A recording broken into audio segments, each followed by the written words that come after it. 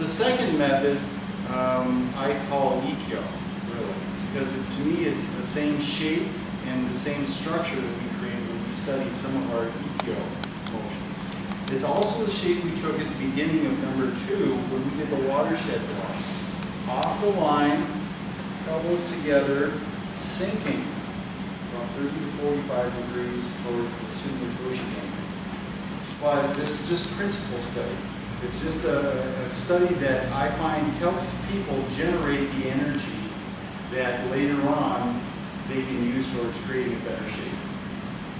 So, if we think of this as creating an Ikkyo with the sword, coming off the line, we're bending our hips. We're going to cut off the shoulder towards Sumitoshi, corner of Uke, while intersecting with his sword. Again, I'm not hacking. My job is Ikkyo, to take Uke's center, move his tip up and back to his far corner. I can't do this with a downward cut. I have to do this with my center dropping, projecting to the far corner.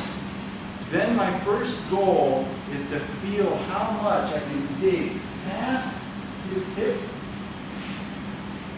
and then let my tip carry the energy I created and project it. So it's actually a wave motion. Foot, knee, hips, elbow, hand, tip. And it rolls up into the attack. So this is Ikkyo. This is not Tachiwara. This is not sword practice. We're just using swords to study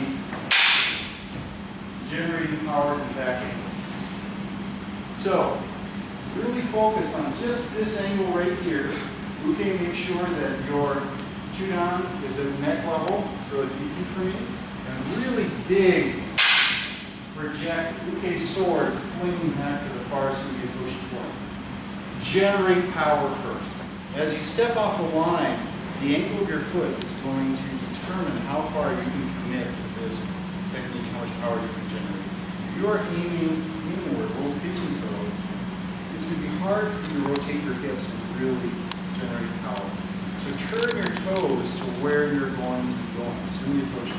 The toes point to where you're going. 2, as you're cutting, if you are only stopping right here, this is an incomplete Ikkyo. This is an incomplete Ikkyo. If this was standing Ikkyo, my Uke would be stopped standing. So why do I call this Ikkyo? Because some of the principles that we do, we focus on the angle of our foot. Not pushing Uke, but changing our structure. Foot knee, hip, foot knee, hip, shoulder, elbow. You see Ikkyo starting to happen here. And indeed, Aikido Sensei in some of the seminars in Ikkyo study this principle about digging really, really deep, not worrying about anything on Uke.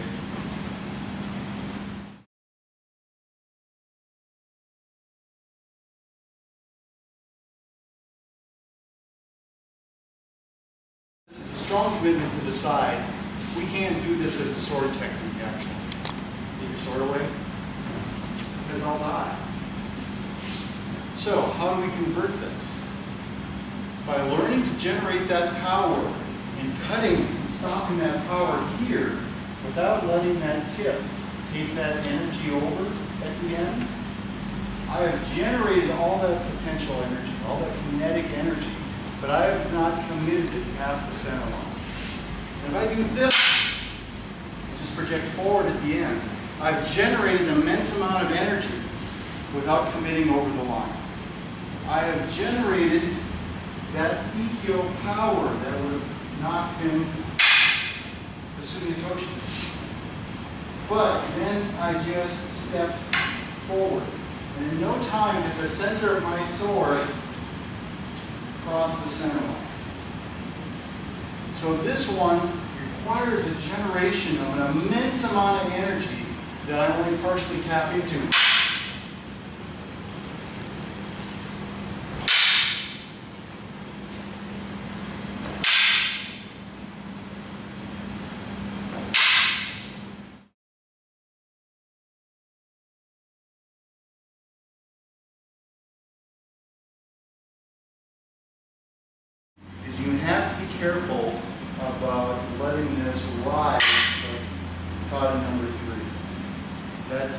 Tachiwara. That's a different feeling.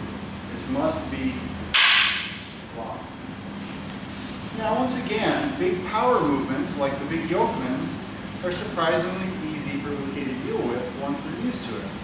And the game we're going to play right now is when Uke senses that this cut is happening. I'm going for that big sumikoshi, that big Ikkyo cut right now. All he's going to do is let the tip of the sword drop just a little bit, and he's going to bend his knees. He doesn't have to go very far from my sword to miss. Maybe less than that. Or more than that. So, he doesn't have far to go. I have a long way to go. So now I have to worry about speed and subtlety, because it's very easy for him to make me miss. I'm doing everything right. So now I have to start doing it without the step. I have to do it just with the drop and cut together. Weight forward, relaxed. His job is to drop. His job is when he can, oh, dang, he got me.